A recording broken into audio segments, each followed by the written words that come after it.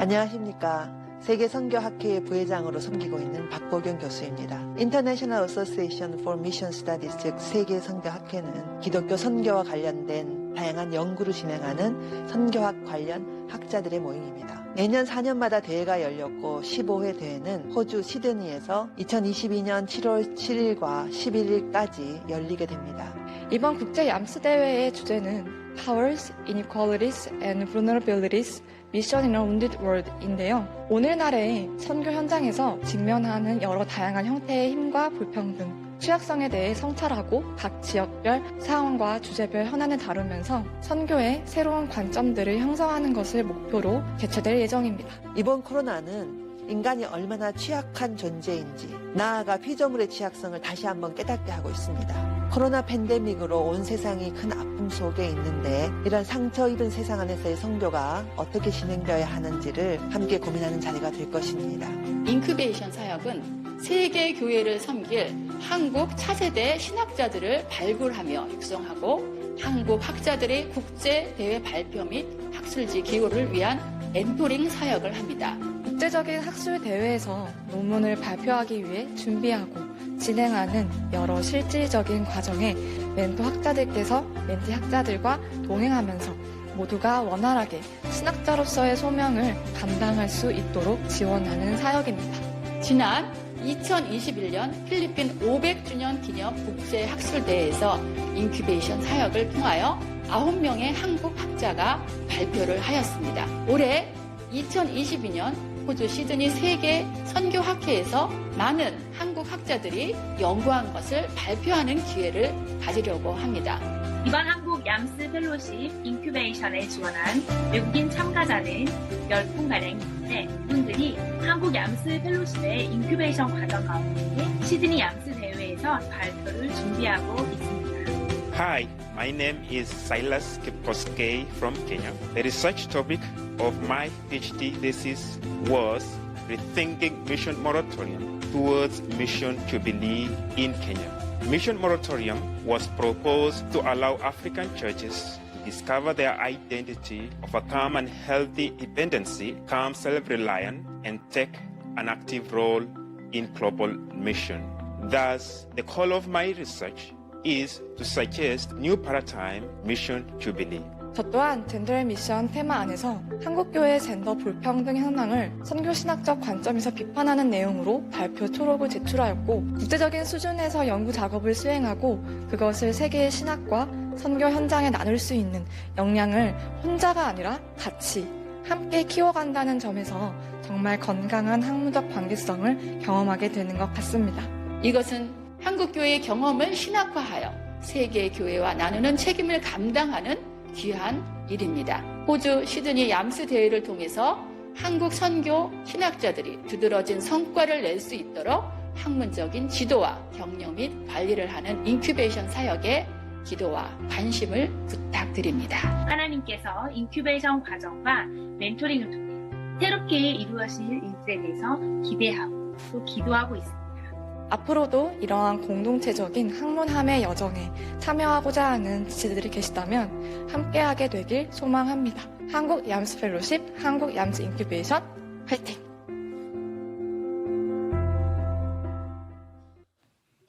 네, 저도 몰랐는데 우리 교수님께서 또 이 세계적인 또 귀한 활동을 시작하셨습니다. 오늘 우리 말씀 전하실 때 여러분의 큰 은혜 받으시고 또 우리 교수님께서 선교의 전반적인 것, 또 새로운 패러다임 이런 것들도 소개해 주실 줄로 믿고 우리 힘찬 박수로 모시겠습니다.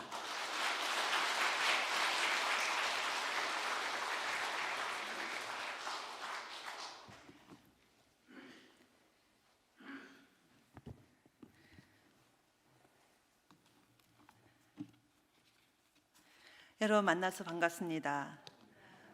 마사는 멀기도 멀더라고요. 그러나 먼 곳이지만 가깝다고 생각하고 단숨에 달려와 여러분들을 만나게 되니 제가 목사님도 뵙고 장로님들을 배웠는데 얼마나 선량해 보이시는지 그동안에 신앙생활 잘하신 그 모습이 얼굴에 묻어나와 참 좋은 교회가 여기 있구나 하는 생각을 했습니다. 이렇게 초청해 주셔서 감사드립니다. 저는 여러분 안내 받으신 대로 장로의 신학대학교로 가는 서울에 있는 신학교의 선교학 교수로 섬기고 있습니다. 오늘 국제 얌스라는 단체의 회장이 될 것을 준비하면서 제가 한국 얌스 펠로십이라고 하는 새로운 선교 사역을 시작하게 되었는데, 지난 6년간 부회장으로 그리고 올해부터 4년 동안 회장으로 섬기게 되면서 이 선교 사역의 새로운 패러다임의 어떤 것인지를 함께 설교의 뒷부분에 가서 좀 나누려고 합니다. 오늘 이 말씀을 통해서 그리고 설교 뒷부분에서 어떠한 우리 시대의 선교는 어떻게 하는 것인지에 대해서 함께 나누는, 함께 새롭게 더 배우는 그런 시간 될 수 있기를 바랍니다. 기도드리겠습니다. 하나님 아버지, 부족한 종을 주님 오늘 이렇게 세워주셔서 귀한 교회에 불러주시고 말씀을 전할 수 있도록 기회 주시니 감사합니다. 하나님, 오늘 이 교회에 주의 성도들에게 준비하신 말씀이 있는 줄 압니다. 전하고자 하시는 주님의 뜻이 있는 줄 압니다. 주님, 말씀하옵소서. 사람의 모습은 온전히 가려주시고 하나님의 말씀, 주님 이 시대에 주님이 원하시는 일들을 온전히 대언하는 종이 될 수 있도록 굳게 붙들어 주시고, 전하는 저와 말씀을 듣는 모든 주의 백성들이 한 마음으로 주님의 뜻을 깨닫는 시간 되게 하여 주시옵소서. 감사드리오며 예수님 이름으로 기도드립니다. 아멘. 욥바 지역에 다비다라고 하는 여성이 있었습니다.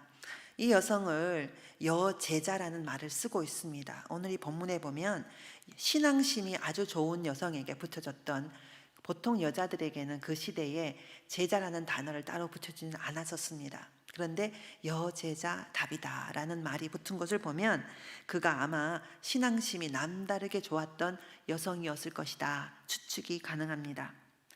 여기서 본문에 나와 있지 않지만 여러 가지 성경학자들이 연구해보고 정황상 이 여성이 과부였을 것이다 라고 추정을 합니다. 과부는 당시 남편의 보호를 받을 수 없는 사회적 약자로 살아가야 되는 존재이기고, 그래서 그 사회의 주변인으로 있었습니다. 아마도 도시에 전도하러 다니던 베드로의 설교를 듣고 예수님을 만나고 예수님을 믿는 사람이 되었던 것으로 보여집니다. 복음의 말씀을 듣고 변화된 다비다는 내가 할 수 있는 일이 과연 무엇일까라고 생각을 했던 것 같고, 아마 자신이 할 수 있는 어떤 일, 그것을 찾아서 시작하게 됨으로써 오늘 이 본문의 이야기에 나오는 바로 이 옷을 지어서 만드는, 돕는 일을 한 것으로 보여집니다.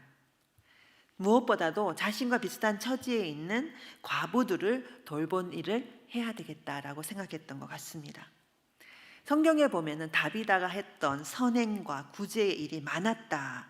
그리고 여러 여자들 과부들이 나타나서 함께 울고 그의 지은 옷을 보고 함께 울었다라고 하는 이러한 모든 상황에 대해서 성경학자들은 이들이 공동체 생활을 했을 것이다. 과부들이 모여서 공동체 생활을 했을 것이다 라고 추측을 합니다.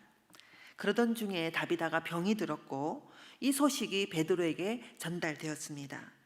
그 소식을 듣고 베드로가 급하게 도착을 했고, 그 소식을 듣고 도착한 베드로가 그 옷을 보고 눈물 흘리는 과부들의 모습을 보고 슬퍼서 어쩔 줄 몰라 하는 모습을 보고 장례치를 생각을 하지 않고 병자를 다시 낫는 정도의 기도가 아닌 죽은 자를 살리는 기도를 하게 되므로 놀라운 기적과 같은 일이 일어나게 되었다. 그리고 이어서 이 소식이 그 지역 욥바 지역에 널리 퍼지면서 그 전에 없었던 놀라운 욥바 지역에 복음화가 일어나게 되었다라고 하는 것이 핵심 이야기입니다. 여러분, 이 본문을 들을 때 어떤 생각이 드십니까? 주인공이 누구인 것 같습니까? 어떻게 생각할 때는 믿음의 용사, 죽은 자도 살리는 베드로야말로 대단한 인물이 아닌가라고 생각이 되기가 쉽습니다. 여러분, 성경에도 보면 예수님도 죽은 자를 살리는 일은 3번밖에 하지 않았습니다. 그리고 사도행전에 보면은 죽은 자가 살아나는 기적은 딱 2군데 나오는데, 베드로가 한 번 오늘 본문에, 그리고 뒤에 바울이 이 유드고라고 하는 청년을 살려내는 일 한 번이 기적이 나옵니다. 그렇기 때문에 죽은 자를 살리는 기적은 쉬운 일이 아닙니다. 병든 자가 병이 낫게 되는 놀라운 기적을 경험하는 것은 종종 일어나지만 죽은 자가 살아나는 것은 흔하지 않는 일입니다. 거의 없는 일이죠. 그런데 오늘 이 본문에 이 베드로의 놀라운 기적에 대해서 주목하다 보면 이 이야기가 마치 베드로가 주인공인 것처럼 보기가 쉽습니다. 그러나 좀 더 자세히 보면 오늘 이 이야기는 베드로가 주인공이 아니라 기적의 주인공은 바로 이 여인의 선행입니다. 여인에 의해서 시작된 선행이 기적을 일으키고 결국에는 그 지역에 복음화가 일어나는 그 시작점에 있는 놀라운 여인의 희생의 삶이 핵심 이야기라고 말할 수가 있습니다. 이 여인의 헌신적인 희생이 없었다면 그녀의 선행에 깊은 감동을 받은 욥바의 그리스도인도 없었을 것입니다. 아, 정말 너무나도 훌륭한 여성이구나라는 감동을 받은 욥바의 그리스도인이 급하게 베드로를 찾아가는 일도 없었을 것입니다. 그리고 베드로가 슬픔 가운데 도착했을 때에 눈물 흘리고 있는 과부들을 만난 일도 없었을 것이고 그 옷을 보고 이렇게 수고롭게 여인들을 돌보았구나라는 그 옷을 보고 함께 눈물 흘리는 베드로의 경험도 없었을 것입니다.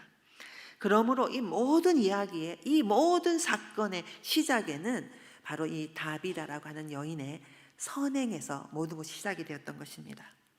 저는 오늘 이 본문에서 아무것도 하지 않고 죽은 채 다시 소생되는 기적의 수혜자가 아니라 바로 기적의 창조자, 기적을 일으키는 자, 하나님의 기적의 주인공, 하나님 사역의 동참자, 복음 진보의 기여자로서 우뚝 서 있는 여성 다비다의 선교에 대해서 생각해 보려고 하는 것입니다. 4가지로 오늘 본문을 중심으로 다비다의 선교를 적용해서 저의 이야기로 함께 여러분에게 들려드리도록 하겠습니다. 다비다의 선교 이야기에서 우리가 알 수 있는 것은 하나님의 선교는 하나님이 하시는 선교, 우리가 하는 선교, 교회가 하는 선교가 아니라 먼저 일하시는 하나님의 선교 우리가 참여하는 것인데 그 하나님의 선교의 그 시작은 슬픔과 깨어짐과 결핍에서 시작이 된다라고 하는 것입니다.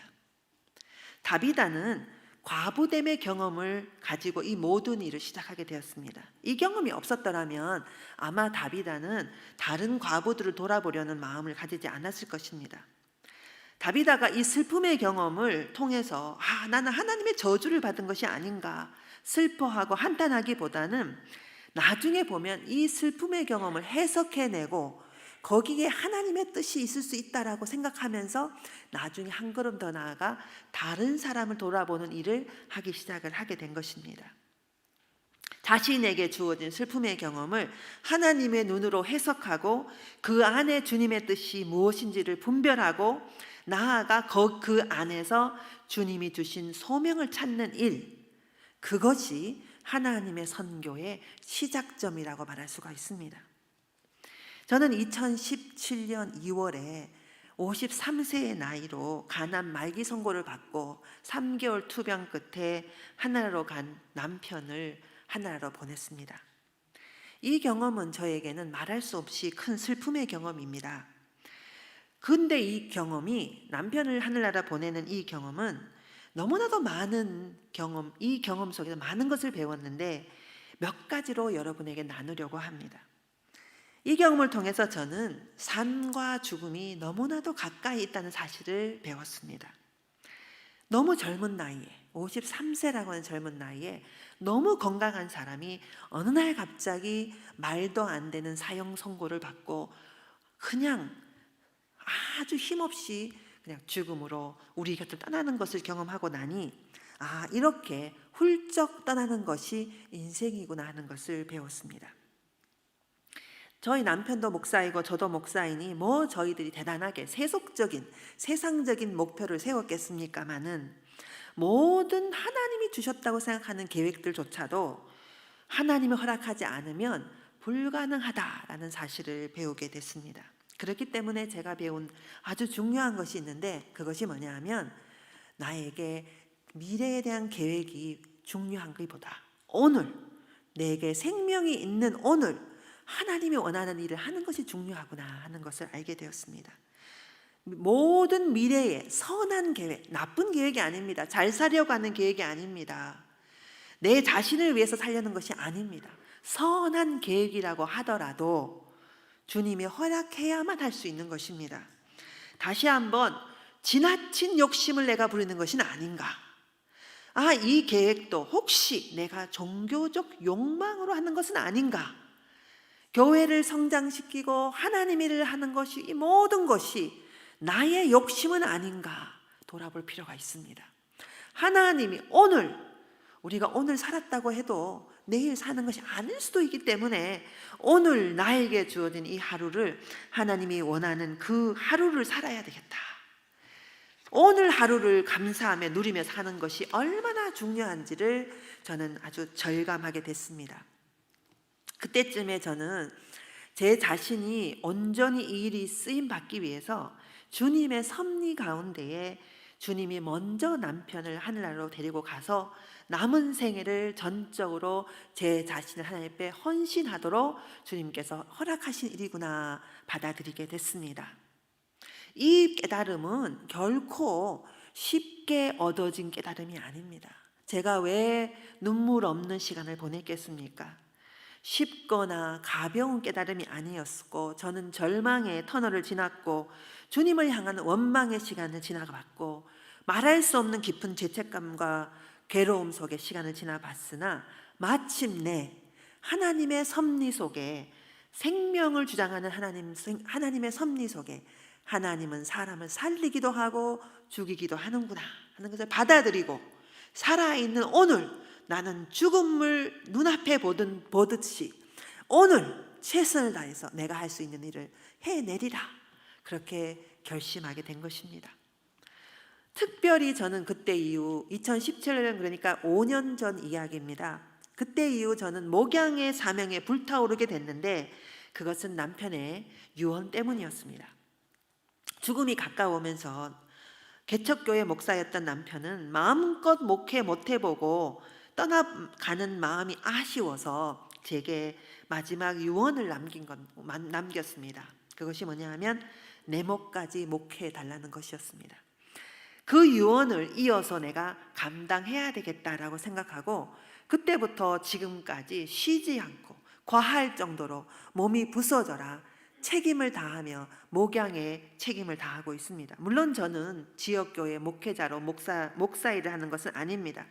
그러나 제게 찾아온 신학생들, 지친 영혼들, 그리고 목회 현장에 있다가 어떻게 해야 할지 몰라 하는 목회자, 한중간에 있는 목회 사역 한중간에 있는 목회자들, 그리고 가끔 하나님이 원하는 일이 무엇인지 찾고 있는 병신도 리더들도 하나님이 제게 보내주시면 저는 하나님이 내게 보내주시는 영혼이라고 생각하고 정성스럽게 돌보는 목양의 책임을 그때부터 감당하게 됐습니다. 이와 같이 절망과 깨어짐, 슬픔의 경험은 우리를 좌절하게 합니다. 그러나 다비다처럼 거기에 머물러 있지 말고 그것을 새롭게 해석하고 주님의 뜻을 그 안에서 발견하고 그 깨어짐의 경험 안에서 하나님의 선교에 참여하려고 하는 소명을 다시 찾는 일, 그 일이 우리에게 필요한 것입니다.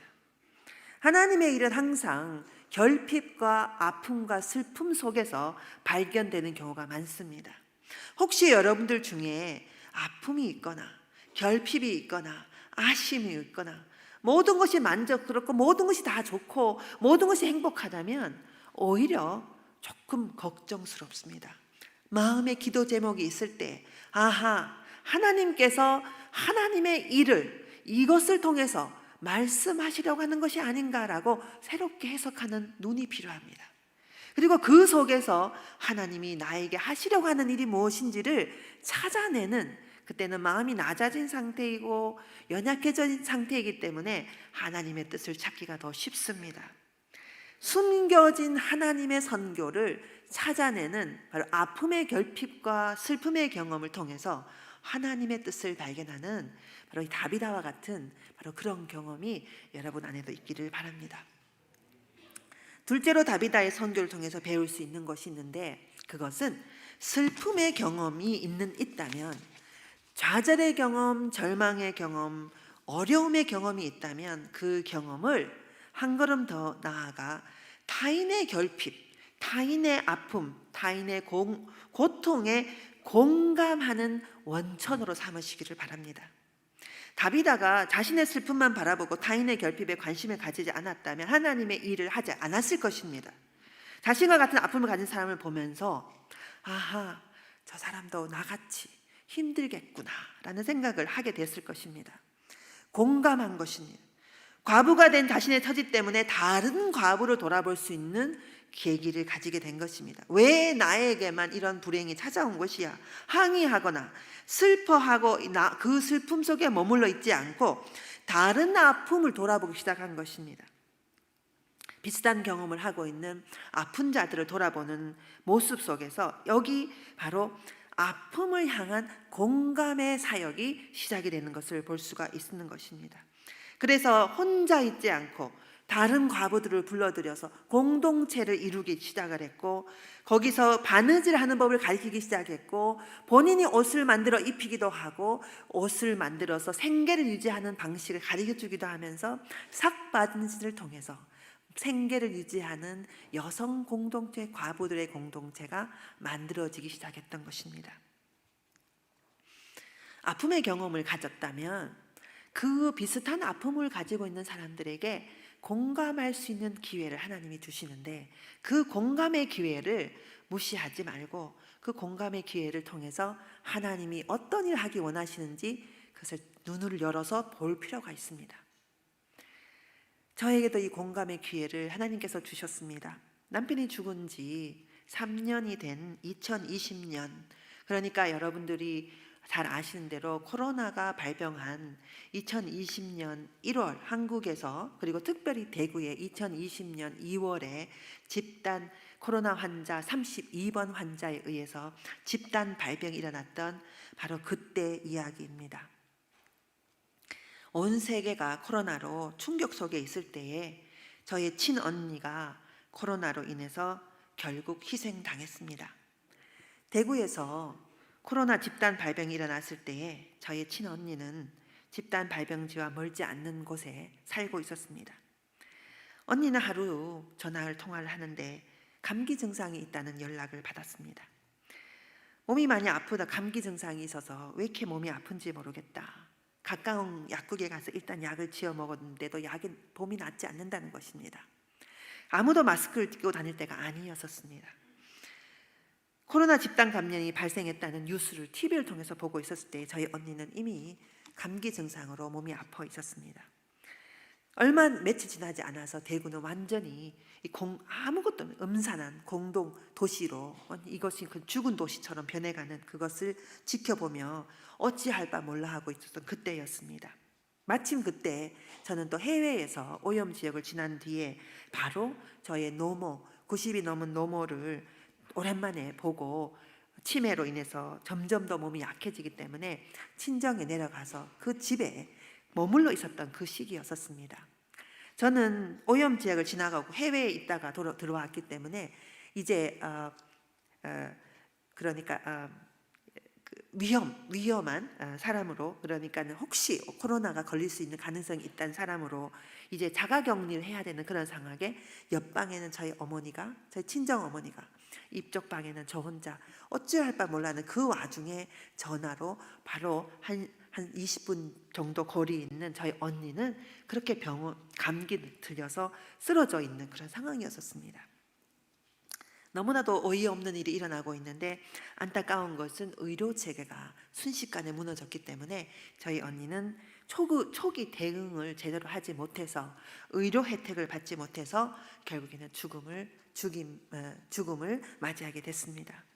구급차를 불렀는데 구급차에 실었는데, 그런데 그 구급차가 환자를 실어서 갈 병원이 없어서 구급차에 환자를 다시 내리고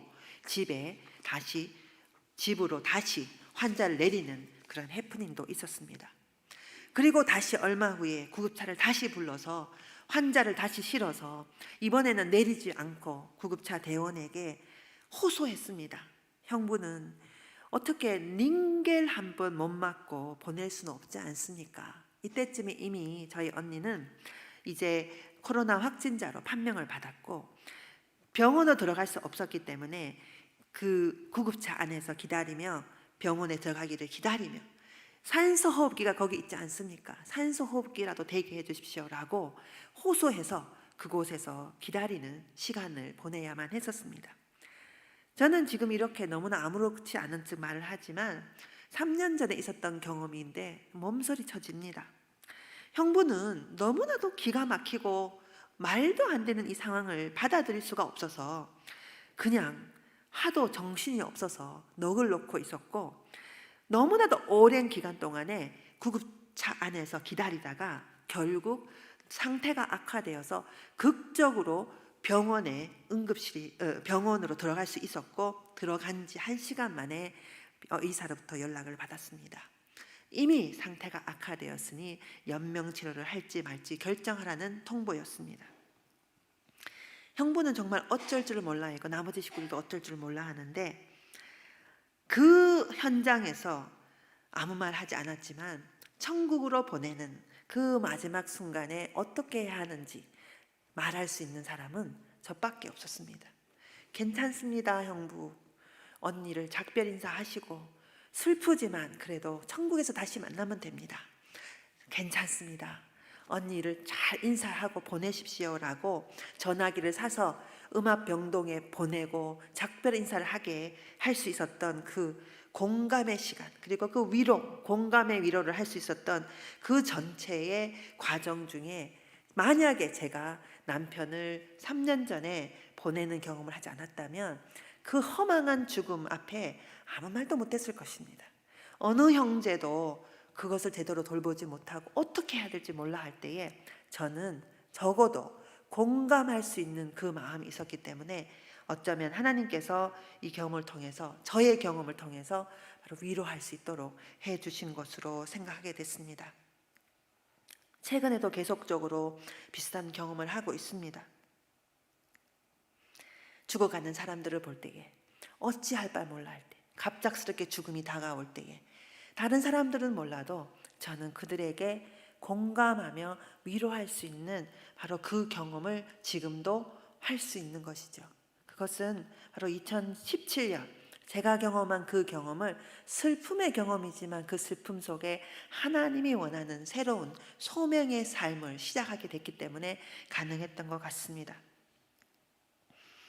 다비다처럼 슬픔과 절망의 현장을 보면 공감하고, 그리고 그 공감의 현장에서 우리는 하나님이 이끄시는 새로운 하나님의 일로 나아갈 수 있게 되는 것입니다. 셋째로 다비다의 선교에서 얻는 세 번째 교훈은 자신이 할 수 있는 그 일에 하나님의 일이 있다라고 하는 것입니다. 아주 작은 일에서부터 하나님의 일이 있습니다. 대단하게 큰 일, 큰 프로젝트를 하는 일이 하나님의 일이 아니라, 오늘 이 본문에 보면 다비다는 큰 사업을 한 것이 아닙니다. 작은 일, 자기가 할 수 있는 작은 일, 거기서부터 다비다는 하나님의 일을 시작을 한 것입니다. 과부인 자신이 할 수 있는 가장 작은 일, 그 일을 그는 그저 작은 마음으로 감당했던 것입니다. 그러나 이 일은 그만 할 수 있는 일입니다.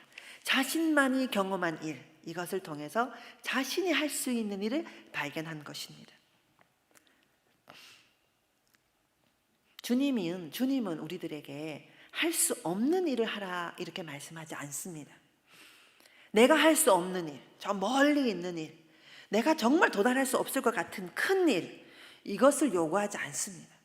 하나님이 하기 원하는, 하나님이 여러분에게, 저에게 하라고 하는 일, 그 일은 내가 할 수 있는 일, 내 눈에 보이는 일, 내가 만나는 사람, 내가 가진 자원, 내가 가진 것, 그것을 통해서 하나님께서는 하나님의 일을 하라고 말씀하시는 것입니다. 제 얘기로 돌아갑니다. 저는 신학교에 교수 사역을 하고 있습니다. 2020년에, 물론 2018, 17년에 그렇게 제 인생에 새로운 변화가 일어났고 정말 이 변화는 저를 송두리째 바꾸어 놓았습니다. 물론 그전에도 저는 열심을, 하나님의 일이라면 열심의 특심으로 일한다고 생각했지만 2017년을 전후로 해서 저는 완전히 딴 사람이 된 것 같습니다. 그때 이후 저는 최선을 다해서 내가 할 수 있는, 내 눈에 나타나는 것, 내 눈에 보이는 것, 내가 공감할 수 있는 것, 그 일을 하나님이 내게 주신 일이라 생각하고 오늘만 내게 주어졌다 생각하고 최선을 다해서 감당하리라 결심을 하게 됐습니다. 그러던 중에 2020년 6월에 저는 오늘 여러분이 보셨던 영상에 나와 있는 한국 얌스 펠로십이라는 단체를 새롭게 시작하게 됐습니다. 사실은 이 단체를 시작하게 된 것은 제가 2016년, 그러니까 남편이 하늘나라 가는 바로 그 해, 바로 전해에 저는 전 세계의 선교학자들이 모이는 학회가 있는데 세계 선교학회라고 하는 학회입니다. 이 학회가 굉장히 권위 있고 아주 무거운 학회인데 어쩌다가 제가 거기에 리더십에 들어가게 됐습니다. 저도 제가 어쩌다가 그렇게 무거운 일을 하게 됐는지 이해가 가지 않습니다. 그런데 어쨌든 그때에 제가 부회장이 됐고 그 일을 하게 되면서 제 눈에 전 세계에 우리 한국은 많은 선교사님들이 선교 사역을 20년, 30년, 40년 자기의 몸을 바쳐 사역을 했는데 이 선교 사역의 이야기들이 학문화되고 이것들을 좀 더 체계화시켜서 이것들을 세계교회와 나누는 학자들을 양성하는 일을 하지 못했구나라는 것을 알게 되었고 저는 이 일을 국제 무대에 나가서 일하는 학자들을 길러내야 되겠다라고 생각을 하게 됐습니다. 그래서 시작하게 된 것이 한국 얌스 펠로십이라는 단체이고 학자들을 양성하는 아카데믹 인큐베이션, 학자 양성 사역을 본격적으로 선교학자 양성 사역, 세계에서 활동하는 선교학자 양성 사역이 오늘날 필요한 것이겠다 생각하고 진행을 했습니다. 그런데 막상 국제 무대에 나가는 연구하는 학자들을 모아서 사람들을 불러서 가르치기 시작을 하고 돌봐주기 시작하니까 독특하게 이 사람들의 특징이 공통점이 있는 것을 발견을 하게 됐습니다. 그들은 모두 지금 현실이 너무나도 안타깝고 답답한 처지에 있는 사람들이라는 사실이었습니다. 마치 다윗이 광야에 있을 때에 아둘람 굴에 도착을 했을 때에 그 아둘람 굴에 원통한 자, 억울한 자, 힘든 자들이 몰려들어 다윗과 함께 새로운 날을 기대하나 현실은 굴 속에서 힘든 배고픈 시간을 보내야 했던 바로 아둘람 굴 속에 사람들이 모여든 것처럼 모여든 사람들이 희한하게도 모두가 다 참으로 하나님이 사용하시기 원하시는 좋은 사람이라고 보여지는데 현실은 너무나도 안타까운 사람들이었습니다. 상처 입고 지친 학자들이 몰려들어와서 도움을 요청하는 사람들이었습니다. 똑똑하고 능히 세계적인 학자로 성장할 수 있으나 현실은 매우 어려운 사람들이 한국 얌스 펠로십에 모여들었습니다. 사실 박사 정도 되면 연구에 매진을 해야 됩니다. 연구하는 일이 그 사람들의 주 업이 돼야 되는 것입니다. 그래서 박사까지 어렵게 공부를 마치고 이제 연구를 해야 되는데 연구를 할 수 있는 자격이 주어졌다고 보는 그 단계에 와 있는 이 사람들이 연구할 수 있는 환경이 되지 않는 것입니다. 생활고에 시달려서 삶의 현장에 들어가 생활비를 벌어야 하는 학자들이 너무나 많았습니다.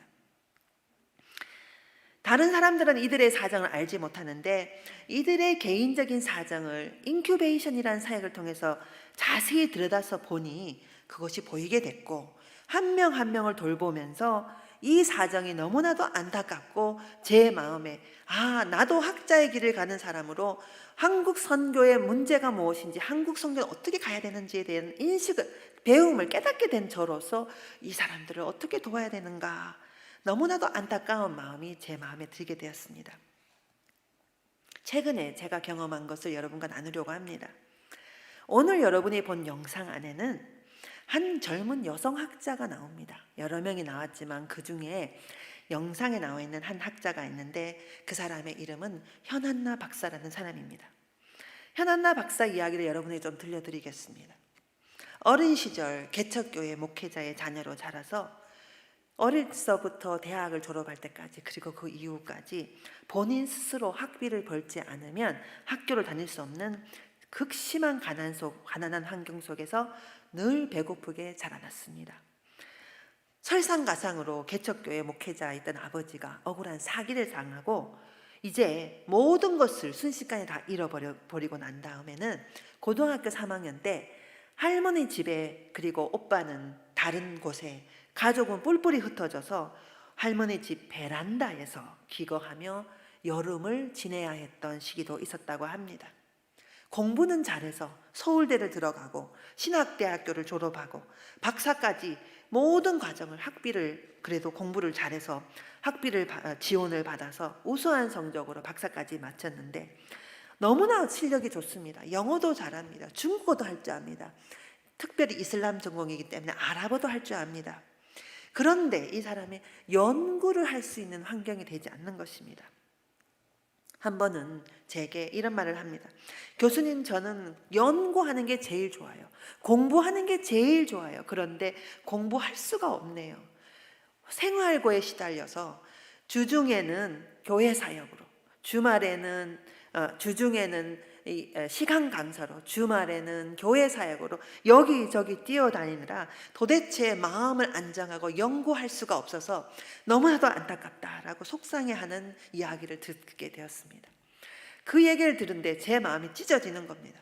야, 하나님 어떻게 합니까? 하나님, 나는 꿈을 가지고 하나님 내 시간을 다 바쳐서 내가 함께 이 일을 이루려고 하나님께서 원하신다면 저를 사용해 주십시오라고 제가 기도해 왔는데 함께 일할 학자는 보이는데 시간이 부족하네요. 어쩌면 좋습니까? 그렇게 제 마음에 소원이 생겼습니다. 왜냐하면 이번 7월에 이러한 학자들이, 한국의 이 차세대 학자들이 전 세계의 유수한 학자들이 나오는 이 학회에 발표할 수 있는 기회를 가지기 위해서 7월 달에 대회가 열리는데, 대회에 가서 발표하려면 시시한 글을 발표하면 오히려 더 부끄러운 일이 되는 것입니다. 그래서 이러한 사람들 연구할 수 있도록 인큐베이션이라는 사역을 진행하는데, 정작 바빠서, 정작 힘들어서, 삶에 찌들려서 연구할 수 없다는 얘기를 듣고 저는 하나님께 기도했습니다.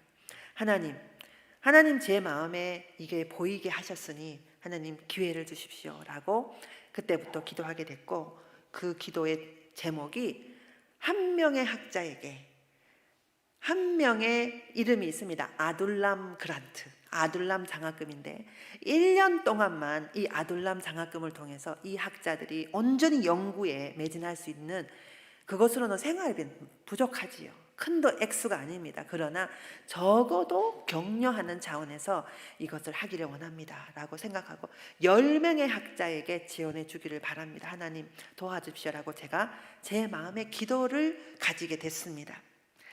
그런데 기적이 시작이 됐습니다.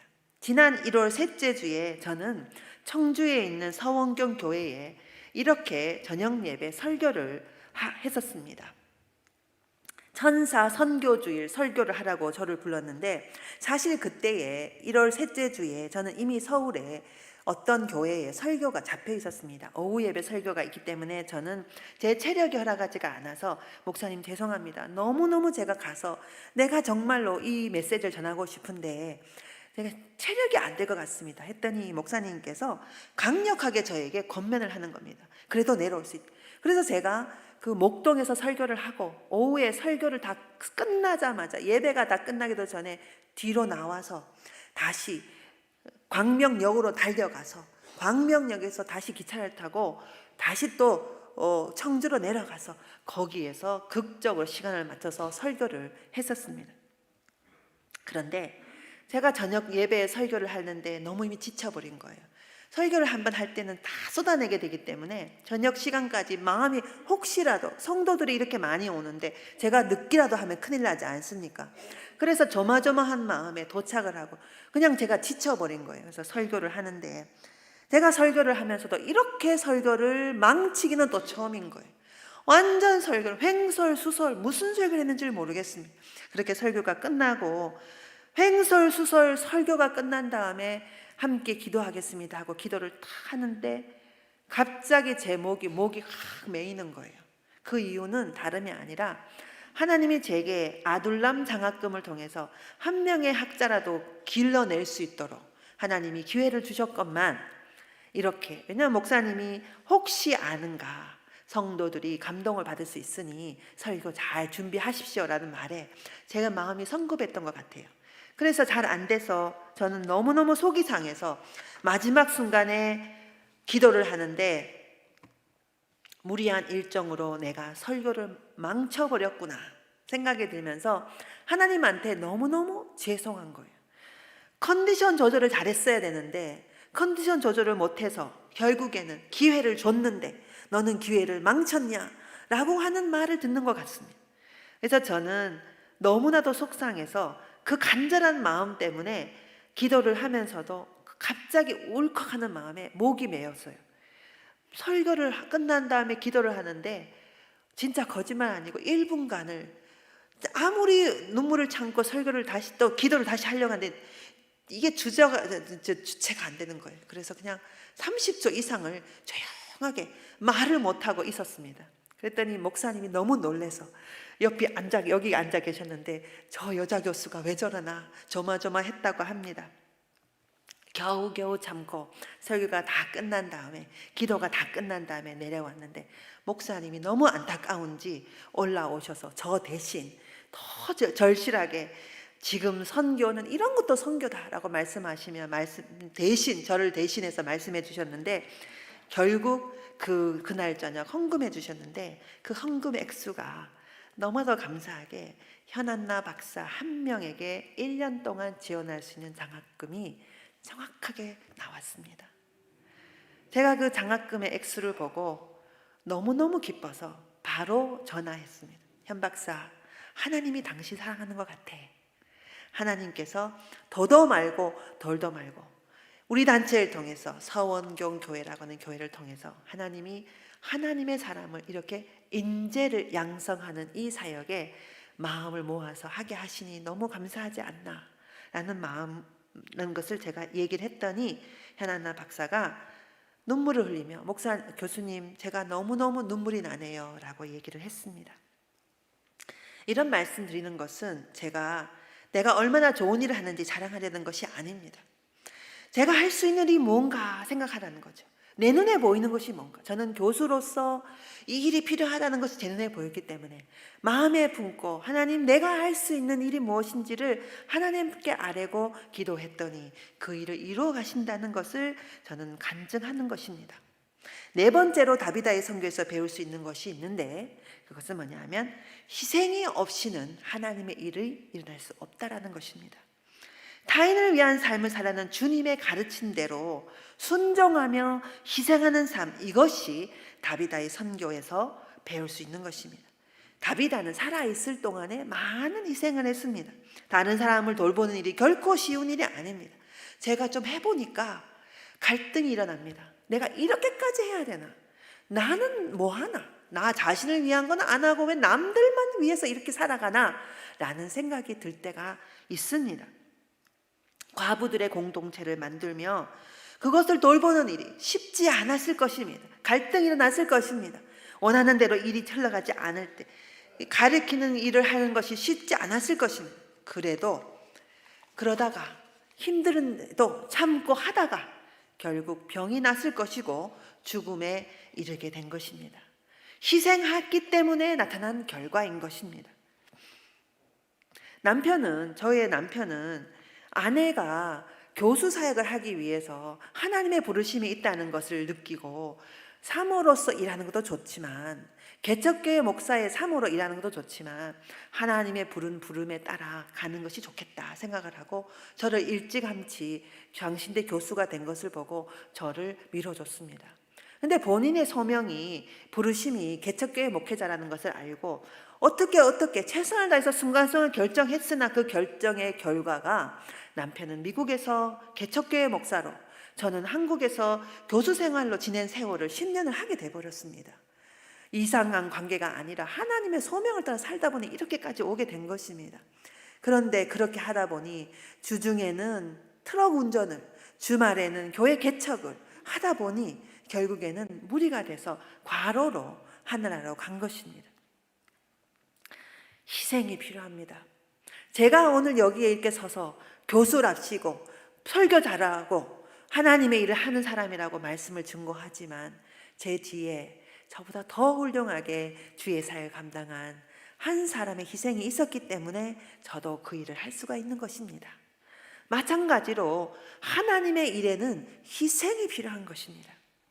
예수님께서 한 알의 밀알이 떨어져 죽지 아니하면 열매를 맺을 수 없다라고 말씀하신 것처럼 죽음으로 본인이 희생했기 때문에 인류 구원의 사역을 완성하신 것처럼 하나님께서 하나님의 일을 하기 원할 때는 희생을 요구한다고 하는 것입니다. 우리가 하나님의 일을 한다, 하나님의 임재를 경험한다, 하나님의 살아계심을 경험한다라고 말할 때에 조심할 것이 있는데 그것이 뭐냐 하면 하나님은 어디서 일하느냐.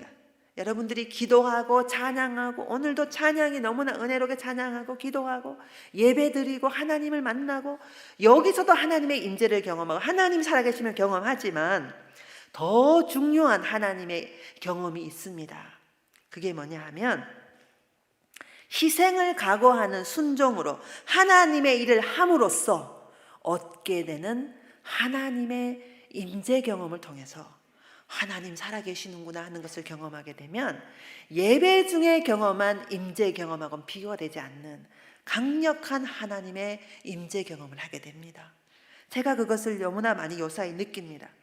하나님의 일에 나의 시간과 나의 물질과 노력을 희생해서 헌신하고 하나님께 순종하고 하나님을 만나는 하나님의 일을 여러분이 하시게 되면 기도할 때보다 성령 충만하여 방언으로 기도할 때보다 저도 방언으로 기도하고 성령의 강력한 역사로 기도하고 찬양하고 온 힘을 다해서 하나님께 찬양하지만 그보다 더 강력하게 우리의 마음을 움직이게 하는데 그게 뭐냐 하면 하나님 살아계시는구나. 아, 하나님 나를 통해서 일하시는구나. 아, 하나님 이 공간에서 우리를 통하여 이 교회를 통해서 일하시는구나 하는 것을 경험하게 됩니다. 그 경험을 통해서 하나님의 일하심을 경험하게 되면 훨씬 더 오래 갑니다. 훨씬 더 강력하게 전율하는 하나님의 임재를 경험하게 되는 것입니다. 이 살아있는 간증이 일어나게, 간증거리가 만들어지면 그 간증거리는 쉽게 사라지지 않습니다. 그리고 이 간증은 내가 얼마나 만족스러운 삶인가, 내가 얼마나 행복한가, 내가 얼마나 부자가 되는가가 아니라 내가 어떻게 슬픔 속에서 일어났는가, 그리고 그 슬픔과 절망 속에서 나는 어떻게 하나님이 나를 사용하셔서 하나님의 일을 하시는가라고 고백하게 될 때에 그 하나님의 임재와 하나님의 선교에 여러분들이 참여한다는 사실을 경험하게 될 것입니다. 그러므로 희생이 없이는, 그리고 순종이 없이는 하나님의 일을, 하나님의 역사를 경험하지 못합니다. 저는 저의 시간을 희생하고 저의 물질을 희생하고 하나님 일을 하는 것을 지금도 배우고 실천하려고 노력하고 있습니다. 지난 1월 28일 서원경 교회 다시 내려가면서 같이 내려가서 전달식을 하는 그 자리에서 사실 제가 운전에 내려가면 청주라고 하는 다시 너무 바쁜 일정 중에 또 내려가서 이렇게까지 해야 되나 이런 마음이 제 마음에 들더라고요. 이렇게까지 해야 돼? 라는 생각이 들었을 때에 제 마음에 하나님 너무 좀 힘듭니다 라고 했을 때에 만약에 그때 다시 내려가지 않았더라면, 두 번째 내려가지 않았더라면 하나님이 제가 오늘 설교할 시간에 다 말씀을 너무나도 많은 살아있는 하나님의 역사를 제가 경험하기 때문에 그 모든 이야기를 다 드릴 수는 없지만 하나님이 살아서 일하시는구나, 내가 순종했더니, 피곤한 몸인데도 불구하고 내가 순종했더니 하나님은 또 일하셨구나, 또 준비하셨구나, 또 좋은 일을 만들어 주시는구나, 내가 또 그렇게 쓰임받게 해주시는구나 라는 간증이 끊임이 없는 것을 경험하고 있습니다. 수고로운 애씀의 노력들, 실망과 좌절의 순간들, 주님을 다시 한 번 더 의지하고 인내하는 것, 이것이 주님이 우리를 통해서 일하시는 하나님의 일을 경험하는 것들입니다. 그것이 바로 다비다의 선교인 것입니다. 사랑하는 여러분, 이제 말씀을 마무리합니다. 첫 번째로 다비다의 선교는 아픔으로 시작한다. 기억해 주십시오.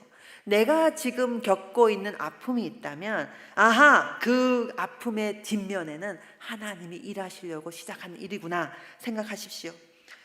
아픔으로 시작된 선교는 다른 사람, 같은 종류의 아픔을 경험하고 있는 사람들에게 공감함으로 확장되는 것입니다.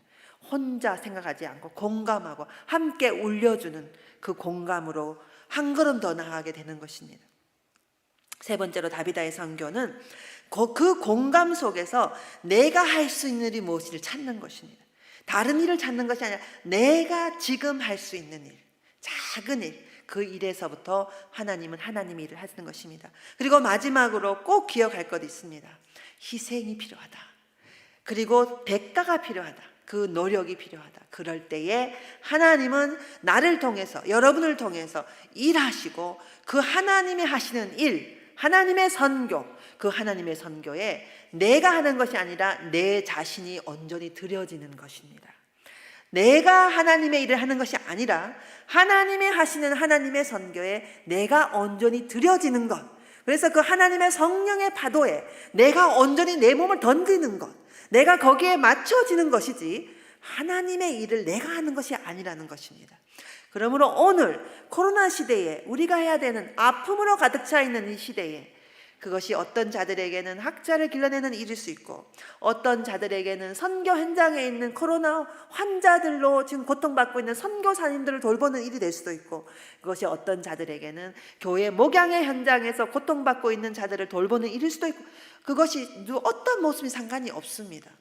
이것이 하나님의 선교의 눈에서 하나님이 하시는 그 일 속에서 내가 내 자신을 던지는 것 오늘밖에 없다라고 생각하고 나의 것을 희생하여 하나님의 선교에 내 자신을 던지는 것 그것이 오늘 이 말씀을 통해서 주님이 말씀하시는 다비다의 선교인 것입니다.